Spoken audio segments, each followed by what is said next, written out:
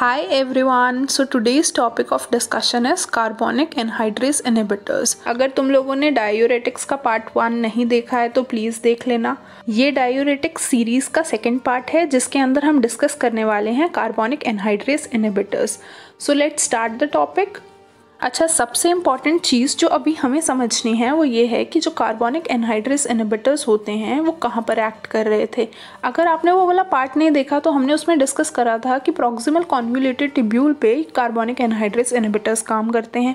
पर ये पढ़ लेते हैं कि जो कार्बोनिक एनहाइड्रेस इनहिबिटर्स होते हैं, जहाँ पर भी कहीं वर्ड एज आ जाता है, जैसे एनहाइड्रेस में एज आ रहा है, इट सिग्निफाइज कि कोई एंजाइम है। तो यहाँ पर एक एंजाइम है कार्बोनिक एनहाइड्रेस, और जो ये एंजाइम है ये सिर्फ नेफ्रॉन के अंदर प्रेजेंट नहीं होती है, ये बहुत सारी साइट्स पे प्रेजेंट होती है।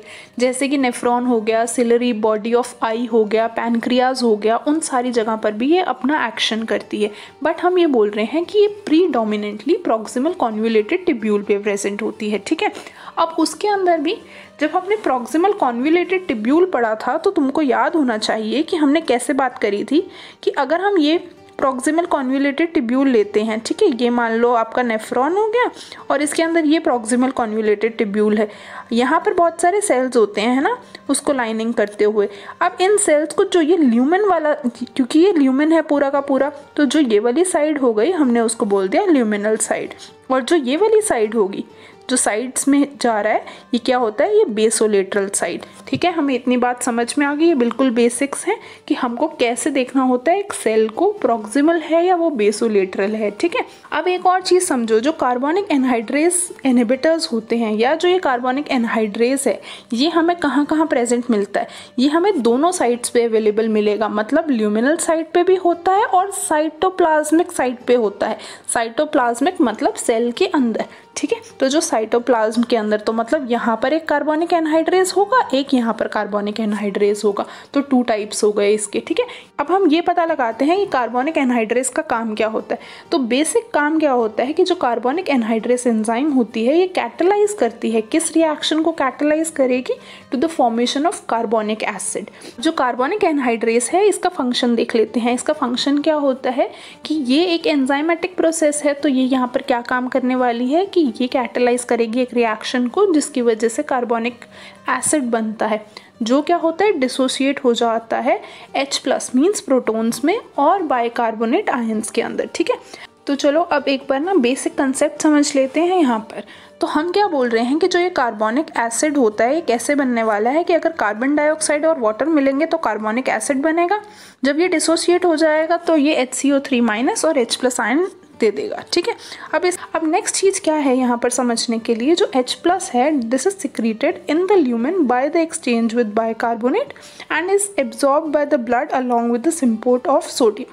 तो यहाँ से क्या हुआ, कन्फ्यूजन स्टार्ट हो गया आपको। इसमें बिल्कुल भी नहीं सोचना है। अब हम दोबारा से समझेंगे कि टोटल प्रोसेस क्या हो रहा है। अभी तक हम क्या सीक्वेंस में चल रहे थे कि हमने जाना कि कार्बोनिक एनहाइड्रेस कहाँ पर है, फिर हमने उसका फंक्शन जाना। अब हम बात करेंगे यहाँ पर कि वो कैसे कैसे एक्ट करने वाला है, और फिर उसके बाद हम उसके कार्बोनिक एनहाइड्रेस के इनहिबिटर्स को समझेंगे। ठीक है, हमें ये पता है जब हम नेफ्रॉन की बात करते हैं तो ये हमारा नेफ्रॉन था, इसके अंदर ये PCT वाला एरिया था। ठीक है, अब हम इस PCT वाले एरिया को एनलार्ज करके समझने वाले हैं। ठीक है, अब सिर्फ PCT के एरिया की बात करूँगी मैं।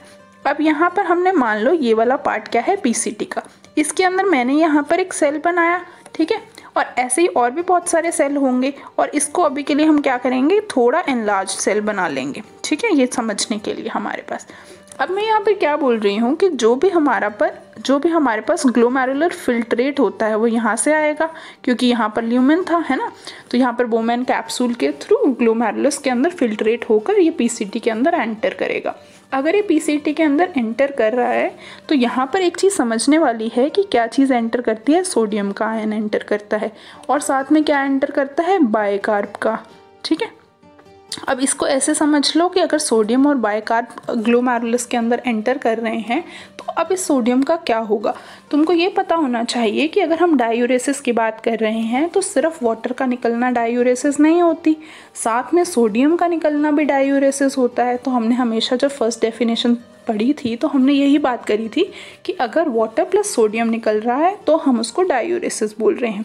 अब इसको एक टर्म और भी दे देते हैं हम कि नाट्रियूरेसिस। अगर नाट्रियूरेसिस बोला जा रहा है उसका भी मतलब यही होता है कि सोडियम प्लस वाटर जब हमारी बॉडी के थ्रू आउट होगा तो उसको हम नाट्रियूरेसिस बोल देंगे, ठीक है। So I hope so you are very clear with these terms by now. अगर हम सबसे पहले नॉर्मल ट्रांसपोर्टर्स की बात करें, जो तुमने फिजियोलॉजी के अंदर फर्स्ट ईयर में समझा होगा कि कुछ ट्रांसपोर्टर्स होते हैं। नेफ्रॉन के अंदर जो ल्यूमिनल साइट होती है पीसीटी की, उसके पास कुछ ट्रांसपोर्टर्स होते हैं। इस ट्रांसपोर्टर को मैं क्या नाम देने वाली हूँ, वो है सोडियम प्रोटोन ट्रांसपोर्टर। अब जो सोडियम ट्रांसपोर्ट है वो एंटीपोर्ट है। इनफैक्ट व्हाट इज एंटीपोर्ट, कि अगर मेरा सोडियम यहाँ जा रहा है तो मेरा प्रोटोन बाहर आएगा। तो मैंने यहाँ पर क्या लिख दिया, H+ आयन, और यहाँ पर मैंने क्या बना दिया, सोडियम। समझ रहे हो इस चीज़ को? तो अगर यहाँ पर ऐसा हो रहा है तो हम इसको बोल देते हैं एंटीपोर्ट, मतलब किसी चीज़ का एक्सचेंज होगा। हम क्या कर रहे हैं, हमारा बेसिक जो इसमें ओरिएंटेशन है वो तुमको ये समझना है कि जो सोडियम हमारे यूरिन के अंदर आया, हम उसको बाहर नहीं एक्सक्रीट करना चाह रहे, और जो हमारी बॉडी है वो उसको रीएब्जॉर्ब कर रही है, ठीक है। अब हमारी बॉडी अगर उसको रीएब्जॉर्ब कर रही है तो उसके वजह से जो सोडियम है वो यूरिन के थ्रू पास नहीं होगा, तो हमारा डायूरेसिस या जो नाट्रियूरेसिस है वो नहीं हो पाएगी। अभी नॉर्मल प्रोसेस समझो, ठीक है। जब हम इनहिबिटर्स देंगे या जब हमें डायूरेसिस करानी होगी तो एक अलग प्रोसेस होगा। ये बिल्कुल नॉर्मल प्रोसेस है।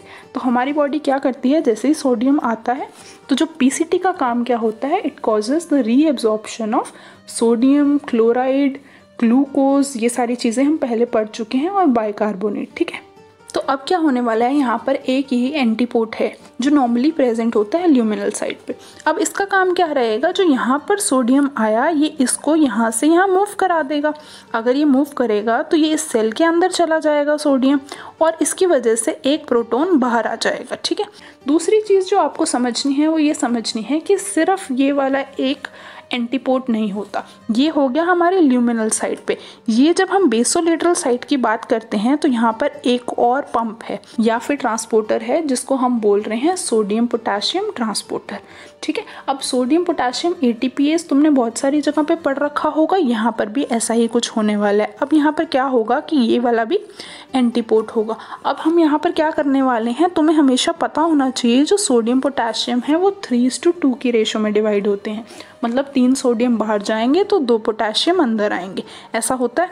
तो ऐसा ही यहाँ पर भी हो रहा है, ठीक है। और वो किसकी प्रेजेंस में होता है, ATP की प्रेजेंस में। तो ये क्या हो जाता है, एक एक्टिव प्रोसेस हो जाता है, ठीक है। अब इसको ऐसे समझो कि हमने ये देखा कि बेसोलेटरल साइड पे जो 3 सोडियम्स हैं वो बाहर जा रहे हैं। अगर इतना ज़्यादा सोडियम सेल से बाहर जाएगा तो जो सेल के अंदर है उसकी कमी हो जाएगी सोडियम की, तो इस सेल के अंदर क्या हो जाएगा, कम हो जाएगा सोडियम। इसीलिए क्या होगा कि जो हमारा पीसीटी है, जैसे ही उसके अंदर सोडियम आता है तो जो ये सेल्स होते हैं इनकी टेंडेंसी होती है सोडियम को अट्रैक्ट करने की। मेरे पास कोई चीज़ की कमी होगी तभी तो मैं उसको अपने पास लाने की कोशिश करूँगी ना। तो ऐसे ही जैसे ही सोडियम आता है सेल के अंदर तो ये वाला सोडियम प्रोटॉन पंप के थ्रू सोडियम अंदर आ जाता है और प्रोटॉन एक बाहर चला जाता है, ठीक है। दूसरा ये वाला नेफ्रॉन का सेल है स्पेसिफिकली, इसके अंदर क्या है, इसके अंदर सोडियम एक्सचेंज हो रहा है, सोडियम कम है और पोटेशियम का रेशो ज़्यादा है, तो मीन्स ये पोटेशियम रिच सेल्स होते हैं। इतनी बात समझ में आ रही है? ये हो गया एक कंसेप्ट, ठीक है। अब दूसरी चीज़ पे चलते हैं। हमने इसको एक बार साइड में रख देते हैं, अब हम दूसरी चीज़ समझ लेते हैं, ठीक है। अब इस वाले कंसेप्ट को हम कंटिन्यू यहीं से करेंगे, और कैसे कंटिन्यू करेंगे, ये एक सेल है, इसको बड़ा छोटा बना लो अभी के लिए समझने के लिए, ठीक है। हमने ये बोला था साथ में इसके क्या आ रहा है, बाइकार्ब। बाइकार्ब क्या है, H2CO3-। अब ये वाली चीज़ अलग हो गई और ये कंटिन्यू सेम प्रोसेस है ना। दोनों चीज़ों को हम साथ में समझ रहे हैं कि ये यहाँ तक ट्रांसपोर्ट और एक्सचेंज हो चुका है, और यहाँ पर अब हमारे पास क्या है, एक H+ की आयन है और एक बाइकार्बोनेट है। अगर हम यहाँ पर ये बोल रहे हैं कि एक बाइकार्बोनेट है और यहाँ पर एक H+ प्रेजेंट है, तो जब ये दोनों कंबाइन होंगे ये क्या बनाएंगे, H2CO3-। अब ये H2CO3- क्या है, ये कार्बोनिक एसिड है। तो हमारी बॉडी के अंदर क्या बन रहा है, एसिड बन रहा है। तो हमारी बॉडी क्या करेगी, इसको डिसोसिएट करेगी। डिसोसिएट कैसे करेगी, इसको लगता है एक एंजाइम जिसको हम बोल रहे हैं कार्बोनिक एनहाइड्रेस। और ये हमारे पास कहाँ से मिलेगा, क्योंकि तुमको ये याद होना चाहिए, हमने स्टार्टिंग में बात करी थी, ये साइड ल्यूमिनल साइड है। इस ल्यूमिनल साइड पर एक एंजाइम होती है कार्बोनिक एनहाइड्रेस, वो वाली है ये एंजाइम। तो ये कार्बोनिक एनहाइड्रेस है जो कि कार्बोनिक एसिड को डिसोसिएट करेगी किसके अंदर, CO2 और H2O में। समझ रहे हो, उसने क्या बना दिया, कार्बन डाइऑक्साइड और वाटर बना दिया। ठीक है, हम इसको ऐसे कंटिन्यू कर रहे हैं क्योंकि हमें पता है जो कार्बन डाइऑक्साइड होता है वो वाटर सॉल्युबल है और इजीली सेल के अंदर आ जाता है। ठीक है, अब ये यहाँ पर क्या करने वाला है, जो ये कार्बन डाइऑक्साइड है ये सेल के अंदर आ जाएगा।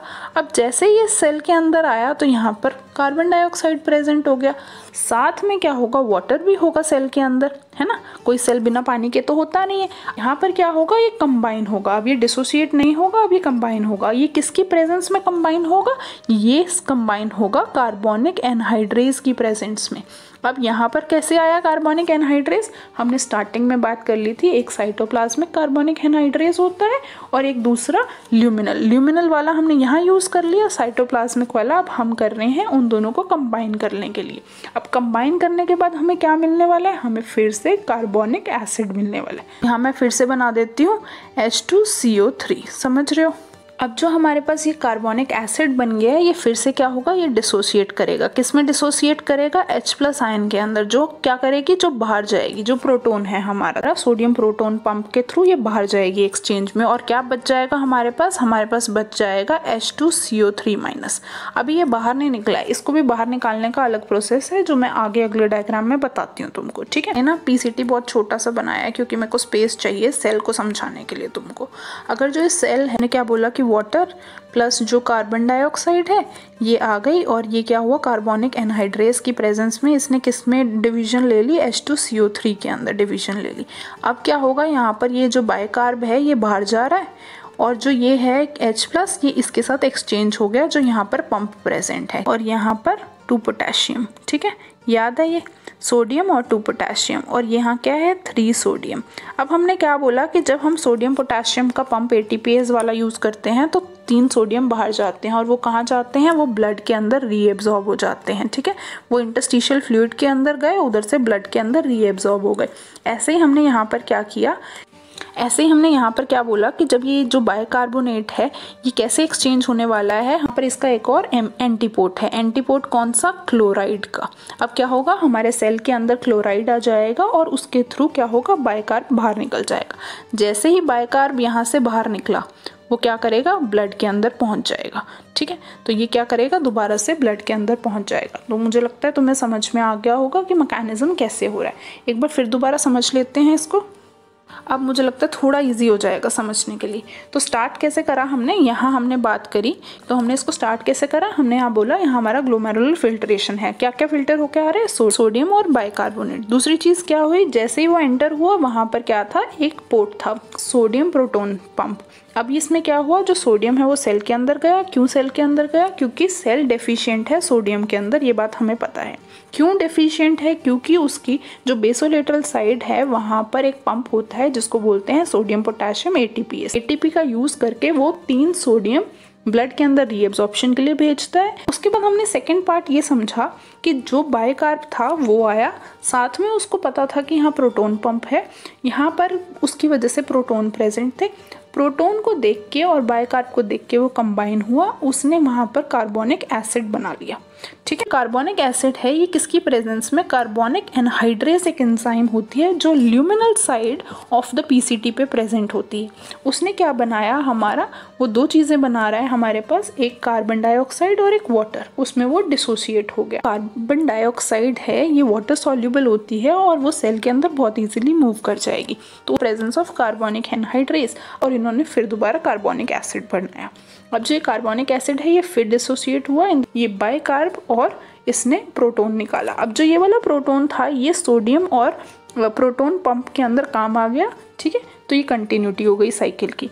और जो ये वाला बाइकार्ब होता है ये कैसे बाहर निकलेगा, यहाँ पर एक और चैनल होता है या एक और पोर्ट होता है, क्लोराइड के साथ एक्सचेंज होकर ये बाहर आ जाएगा, जो हमने यहाँ आगे डिस्कस कर लिया था। ठीक है, और ऐसे ही जो सोडियम है वो भी रीएब्जॉर्ब हो रहा है ब्लड के अंदर, और ऐसे ही बाइकार्ब भी रीएब्जॉर्ब हो रहा है ब्लड के अंदर। आई hope so it is very clear. I know this is very clumsy, ये बहुत ऐसे अच्छा डायग्राम नहीं बना, क्लैरिटी नहीं है इतनी ज़्यादा, बट होपफुली तुम समझ जाओगे।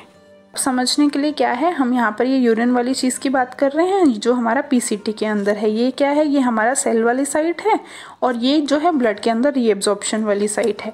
तो हम यहाँ पर क्या बोल रहे हैं, जो कार्बोनिक एनहाइड्रेस है वो क्या करता है, कार्बन डाइऑक्साइड और वाटर के साथ मिला के ये कैटलाइज का काम करता है। So carbonic anhydrase catalyses the reaction to form carbonic acid, और जब अगर हम कार्बोनिक एनहाइड्रेस को इनहिबिट कर देंगे तो ये क्या करेगा, ये बनने नहीं देगा। अगर कार्बोनिक एसिड ही नहीं बना तो सोडियम और बाइकार्बोनेट की रीएब्जॉर्प्शन रुक जाएगी। ठीक है। In lumen there is proton which reacts with the bicarbonate to form carbonic acid. अब समझ में आ रहा होगा। अब नेट इफेक्ट क्या होने वाला है, there is reabsorption of bicarbonate and sodium. ठीक है, रीएब्जॉर्प्शन होगा। अब हम यहाँ पर बात कर लेते हैं कि कार्बोनिक एनहाइड्रेस का हमें फंक्शन समझ में आ गया, पर हम यहाँ पर पूरा टॉपिक जो है हमारा इनहिबिटर्स पर है। मतलब हम उनको रोकना चाहते हैं, जो उनका एक्शन है वो हम स्टॉप करना चाहते हैं। हम क्यों स्टॉप करना चाहते हैं, क्योंकि ये तो सब कुछ रीएब्जॉर्ब कर रहे हैं। अगर सब कुछ रीएब्जॉर्ब होगा तो हमारी डायूरेसिस नहीं होगी, क्योंकि डायूरेसिस के अंदर तो सोडियम का निकलना ज़रूरी है। तो अब सोडियम तो निकल नहीं रहा क्योंकि रीएब्जॉर्ब हो रहा है। तो हम क्या करेंगे, ऐसे केसेस के अंदर हम इनहिबिटर्स दे देते हैं। तो जो 3 इनहिबिटर्स के नाम तुमको याद होने चाहिए वो हैं एसिटाजोलामाइड, मेथाजोलामाइड, डाइक्लोरफेनामाइड। ठीक है, देखो इसको बहुत अच्छे तरीके से यहाँ पर समझाया गया है, जितने अच्छे तरीके से मैंने डायग्राम नहीं बनाया था तो इसमें से समझना तुम्हारे लिए ज़्यादा इजी होगा। ठीक है, हमने जो डिस्कस करा था सोडियम प्रोटोन वाला पंप प्रेजेंट है। अब यहाँ क्या होगा, ये दोनों कंबाइन हो जाएंगे, फिर ये डिसोसिएट हो जाएंगे, फिर ये सेल के अंदर आएंगे, फिर ये दोबारा डिसोसिएट हो जाएंगे, और फिर दोबारा ये बना देंगे, और फिर क्या होगा, यहाँ से इन दोनों का रीएब्जॉर्प्शन हो जाएगा कहाँ पर, ब्लड के अंदर। और हमने ये पंप सारे डिस्कस कर लिए थे। उसके बाद चलते हैं हम कि जो जो कार्बोनिक एनहाइड्रेस इनहिबिटर्स हैं, अगर ये इनहिबिट हो जाते हैं, अगर ये वाला प्रोसेस तुम देखो, इसको मैं हटा देती हूँ, सारा क्लीन करते हैं इसको।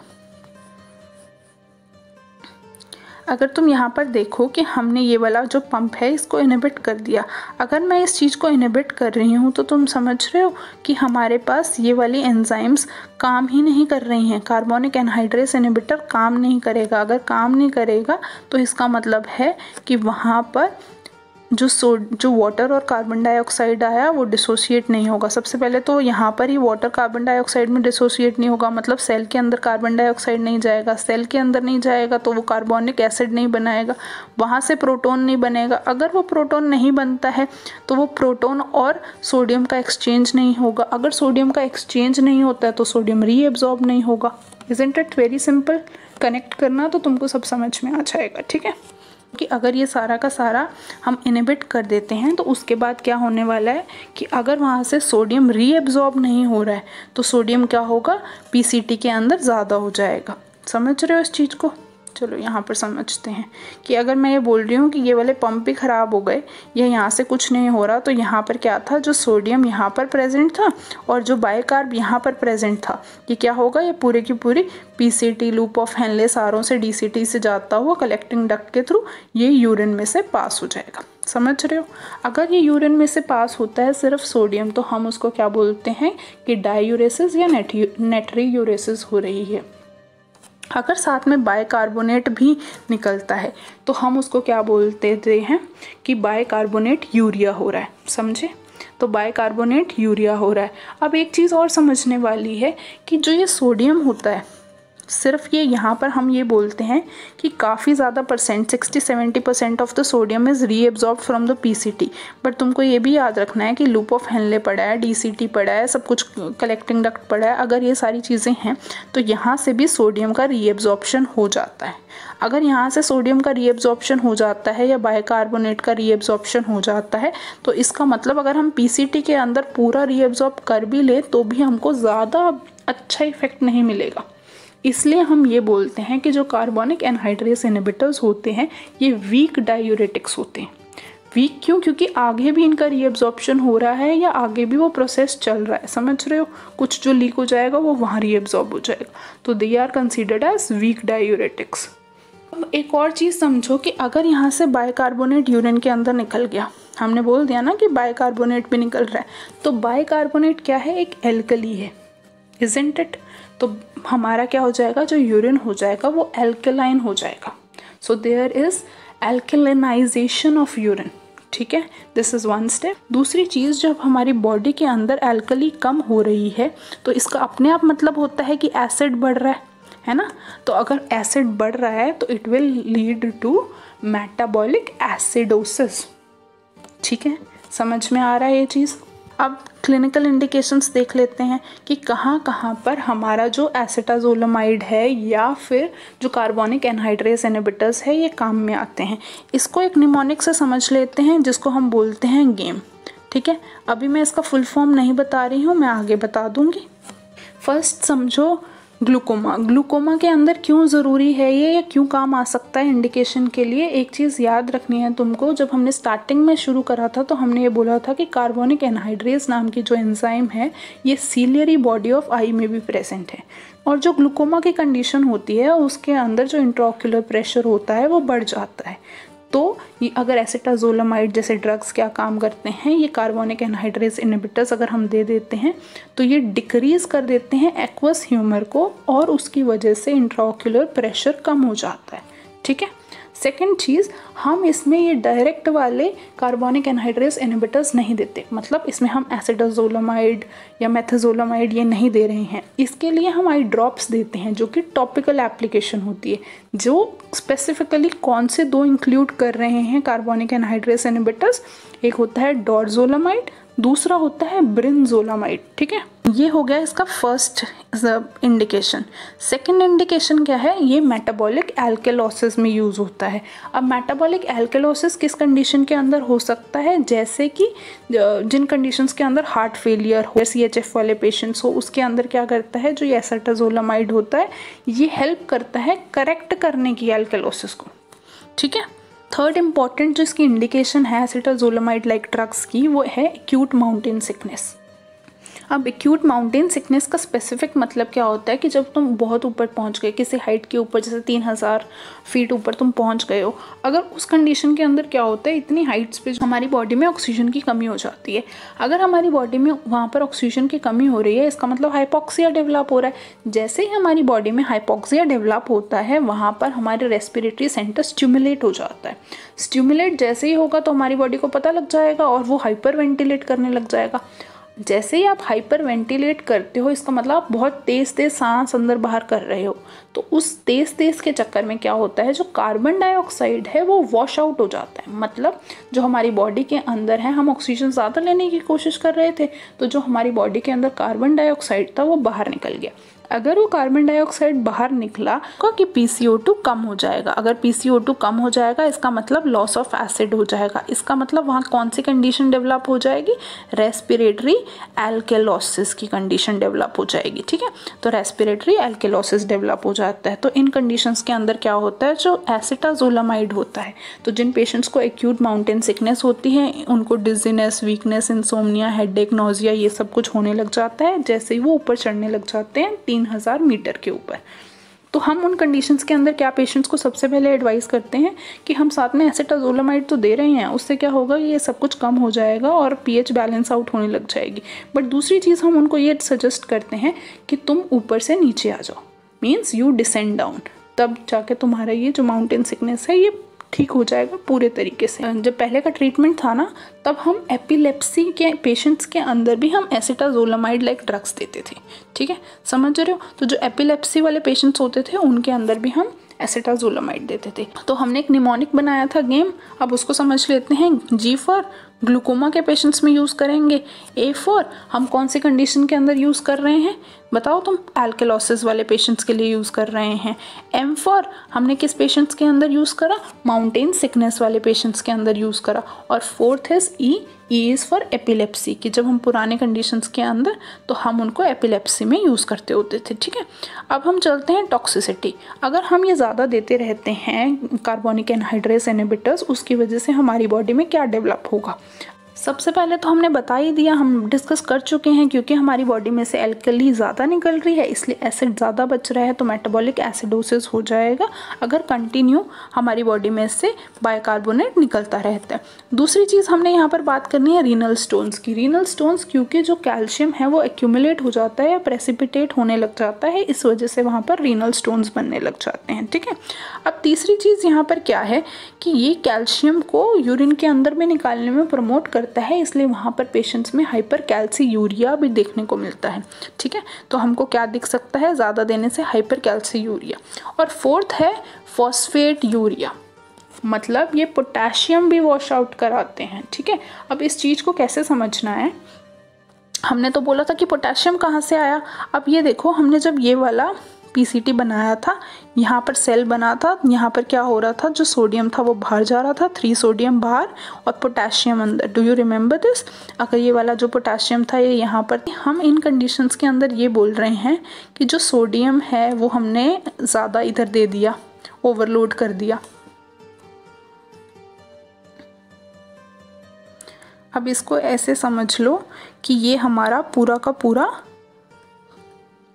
लूप ऑफ हेनले, डीसीटी, और ये हमारा कलेक्टिंग डक्ट बन गया। अब एक चीज़ और याद रखनी है, जब हम कलेक्टिंग डक्ट की अलग से बात करेंगे ना, तो वहाँ पर कुछ सेल्स होते हैं। ठीक है, वो प्रिंसिपल सेल्स होते हैं और उनका बेसिक काम क्या होता है कि पोटेशियम को यहाँ पर भेजना। समझ रहे हो। अब तुमने क्या किया कि तुमने यहाँ पर सोडियम और बाइकार्बोनेट को एब्जॉर्ब तो कराया नहीं, तो यहाँ पर ज़्यादा हो गया। अगर ये ज़्यादा होता गया और ये यहाँ पहुँच गया, क्योंकि पहुँचेगा ना, सोडियम और बाइकार्बोनेट का ओवरलोड हो गया, मतलब वो ज़्यादा है इस समय। अगर वो यहाँ पर ज़्यादा हैं और ये जो प्रिंसिपल सेल्स हैं इनका काम है पोटेशियम को बाहर निकालना, तो यहाँ पर क्या होने वाला है कि जब आप देखते हो बॉडी के अंदर बाइकार्बोनेट ज़्यादा है इस एरिया में पर्टिकुलरली, तो वो क्या करेंगे, क्योंकि वो एक एनायन है तो वो एक केटायन को अट्रैक्ट करेगा। समझ रहे हो, इलेक्ट्रॉन्स का इम्बैलेंस ना हो, इसलिए जो बाइकार्बोनेट है उस पर नेगेटिव चार्ज ज़्यादा है, इसलिए वो पॉजिटिव को अट्रैक्ट करेगा, इसलिए जो है पोटेशियम उसके साथ ज़्यादा बाहर जाएगा, which will lead to phosphate urea, मतलब फॉस्फेट भी ज़्यादा बाहर निकलेगा। ठीक है, पोटेशियम वेस्टिंग हो रही है। So these are potassium wasters.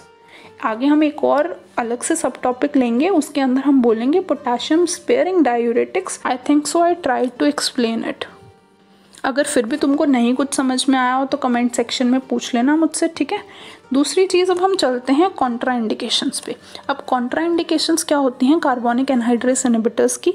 एक तो ये हाइपर सेंसिटिविटी करते हैं सल्फोनामाइड्स को। अब सल्फोनामाइड्स कहाँ से आए, एक चीज़ याद रखना, जो कार्बोनिक एनहाइड्रेस इनहिबिटर्स होते हैं ये सारे के सारे सल्फोनामाइड डेरिवेटिव्स होते हैं। ठीक है, इस वजह से क्या हो सकता है कि हाइपर सेंसिटिविटी रिएक्शंस हो सकते हैं। दूसरा कॉन्ट्राइंडिकेशन क्या है कि जिनको मेटाबॉलिक एसिडोसिस हमें पहले से ही पता है और हमें पता है ये ड्रग एसिडोसिस और करा देता है, तो उन पेशेंट्स में नहीं देना है। ठीक है, तो ये सारी कॉन्ट्राइंडिकेशंस हो गई। सो आई होप सो कि आज का लेक्चर काफ़ी क्लियर था। अगर नहीं क्लियर था तो नीचे कमेंट सेक्शन में मुझसे क्वेरीज पूछ लेना, और अगर तुमको सच में समझ में आ रहे हैं लेक्चर्स तो लाइक कर देना वीडियो को और सब्सक्राइब कर देना चैनल को। Till our next video, bye bye.